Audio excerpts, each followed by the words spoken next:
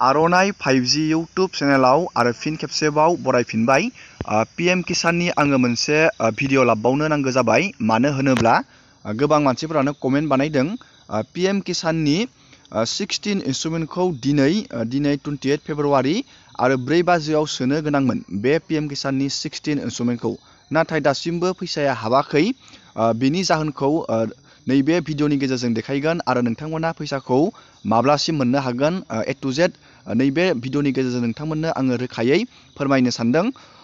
नैबे PM किसाननि रांखौ गभर्नमेन्टआ 4 बाजियाव नैबे पर्टेलनि जोहै 4 बाजियाव रिलिज खालामनो गोनांमोन, नाथाय बे गभर्नमेन्टनि मिटिंआ एसे लेट जाबाय। बेखौ 6:30 दा बावैसो 6:30 PM आवसो बे रांखौ गभर्नमेन्टआ रिलिज खालामनानै होबाय।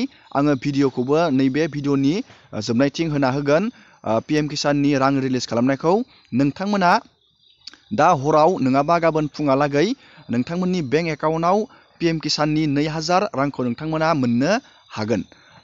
जोङो दानिया बे PM किसाननि फैसा रिलिज खालामनायखौ नायदिनि नोंथांमोननि डाउटआ क्लियार जानाय बायदि।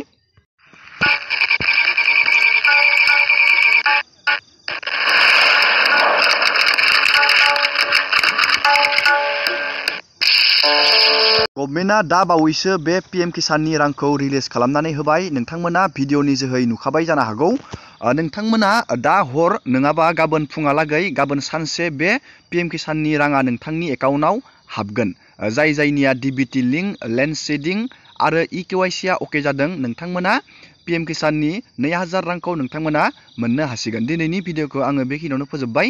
नोंथांमोना भिडिअखौ नायनानै मोजां मोनोबा लाइक खालामबानो जाबाय आरो बेबायदिनो गोदान गोदान आपडेट, डिटेल, स्किम, डिजिटेल खौरां मिथिनो थाखाय नोंथाङा चेनेलाव गोदानबा चेनेलखौ साबस्क्राइब खालामबानो जाबाय।